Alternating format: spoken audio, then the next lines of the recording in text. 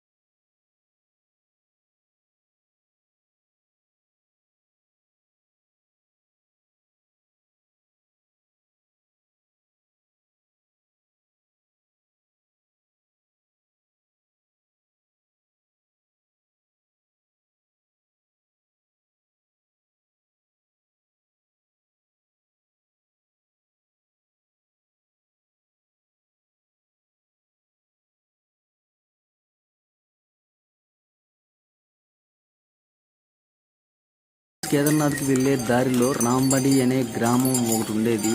కానీ 2013లో వచ్చిన వరదల వల్ల ఈ గ్రామం మొత్తం కొట్టుకోపోయిందంట. మనం ప్రజెంట్ అయితే ఈ ప్రదేశంలోనే ఉన్నాము. గుర్రాలకైతే వాటర్ తాపిస్తున్నారు. మధ్య మధ్యలో గుర్రాల కోసం ఇలా తొట్టిలు ఏర్పాటు చేసి నీళ్ళైతే స్టాక్ చేసి పెడుతున్నారు ఫ్రెండ్స్.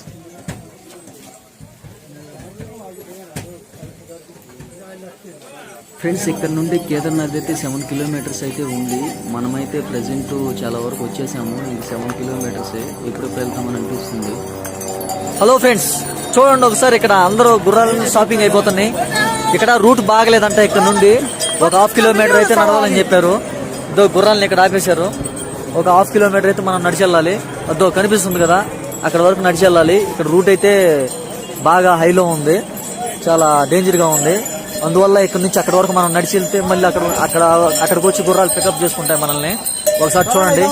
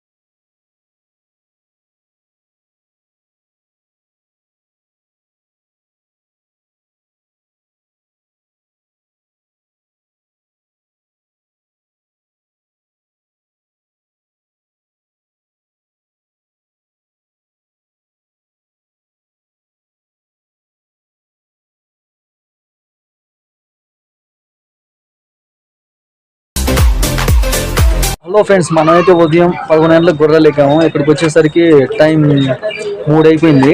మేము వచ్చేసరికి టెంపుల్ క్లోజ్ చేసేసారు. 5 గంటలకి, జస్ట్ ఇప్పుడే 5 గంటలకి మళ్ళీ తీస్తారంట.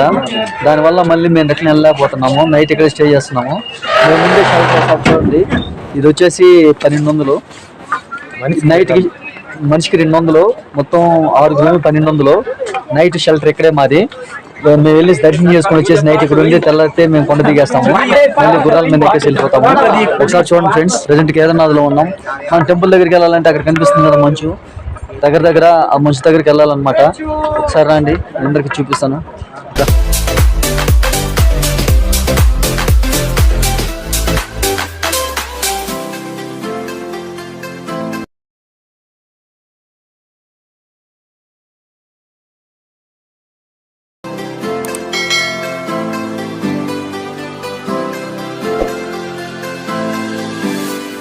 హర హర మహాదేవ శంభో శంకర. హలో ఫ్రెండ్స్, మనమైతే కేదార్నాథ్ టెంపుల్ దగ్గరికి అయితే వచ్చేసాము. టెంపుల్ ప్రెసెంట్ అయితే క్లోజ్ చేసింది, 5కి అయితే ఓపెన్ చేస్తారంట. ఒకసారి చూడండి ఫ్రెండ్స్, టెంపుల్ ని మనిషి జీవితంలో ఒక్కసారైనా దర్శించాలనుకునే పవిత్రమైన ప్రదేశం హిమాలయ పర్వతాల్లో ఉన్న కేదార్నాథ్ టెంపుల్. ఈ కేదారేశ్వరుని దర్శనం నాకు కలుగుతుందా లేదా అనేది నాకు అనుమానం ఉండేది, కానీ ప్రెసెంట్ మనమైతే కేదార్నాథ్ టెంపుల్ దగ్గరే ఉన్నాము. ఆ శివయ్య దర్శన భాగ్యం నాకు కలిగినందుకు నాకు చాలా సంతోషంగా ఉంది ఫ్రెండ్స్.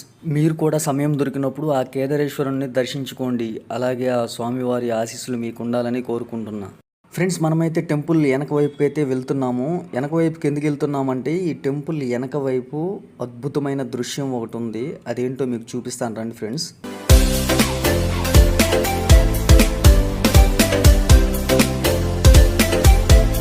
ఫ్రెండ్స్, మనమైతే టెంపుల్ వెనక వైపుకి అయితే వచ్చాము. ఒకసారి బ్యాక్ సైడ్ నుండి టెంపుల్ని చూడండి ఎలా ఉందో. ఈ టెంపుల్ వెనక వైపు అద్భుతమైన దృశ్యం అని చెప్పాను కదా, అదేంటంటే ఇదిగో ఈ బండరాయే.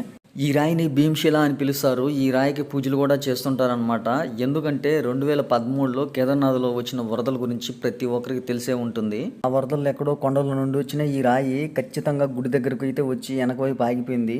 ఈ రాయి ఇక్కడ ఆగిపోవటం వల్ల వరద తాకిడి గుడిని తాకకుండా, గుడికి ఎలాంటి డ్యామేజ్ కాకుండా ఈ రాయి కాపాడిందని అప్పటి నుండి ఈ రాయికి భీమశిల అని పేరు పెట్టి పూజలు అయితే చేస్తున్నారు. 2013లో వచ్చిన వరద వల్ల ఈ గుడి చుట్టూ రాళ్ళు, బురద చాలా వరకు అయితే ఉండిపోయింది. ఈ కేదారేశ్వరుని దేవాలయం ఈ రాయి కాపాడింది అనడంలో ఎలాంటి సందేహం అయితే లేదు ఫ్రెండ్స్. 2013లో కేదార్నాథ్లో జరిగిన విపత్కర పరిస్థితి వరదలు అనమాట. ఈ వరదల వల్ల ఎంత నష్టం జరిగిందో ప్రతి ఒక్కరికి తెలుసు.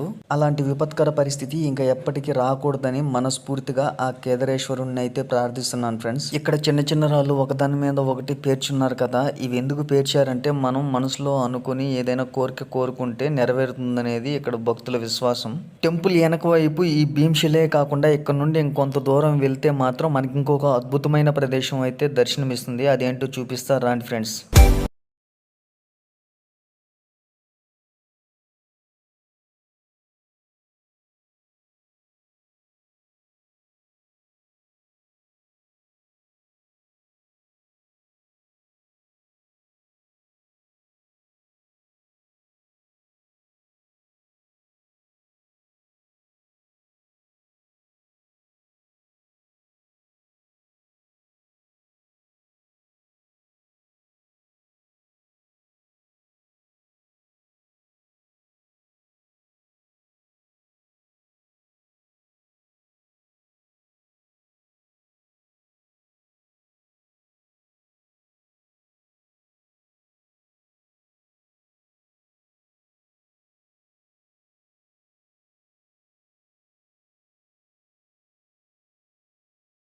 తెలియని వారు ఎవరుంటారు చెప్పండి. హిందూ సనాతన ధర్మం ప్రపంచవ్యాప్తంగా వ్యాప్తి చెందిందంటే దానికి కారణం శ్రీ ఆదిశంకరాచార్యులనే చెప్పుకోవచ్చు. ఆదిశంకరాచార్యులు చివరి దశలో బద్రీనాథ్ కేదార్నాథ్ టెంపుల్ని దర్శించుకొని కేదార్నాథ్ టెంపుల్ దగ్గరే దేహ విముక్తుడైనట్లు గ్రంథాలు చెబుతున్నాయి. ఆదిశంకరాచార్యులు స్మృతి చిహ్నంగా ఇక్కడ ఆయన విగ్రహాన్ని ప్రతిష్ఠించారన్నమాట.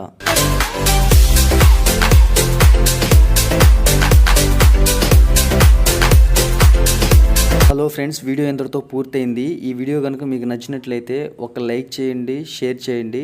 అలాగే వీడియో ఎలా ఉందో కామెంట్ చేయండి. అలాగే మన ఛానల్ని సబ్స్క్రైబ్ చేసుకొని సపోర్ట్ చేయండి. ఓం నమః శివాయ. హర హర మహాదేవ శంభో శంకర.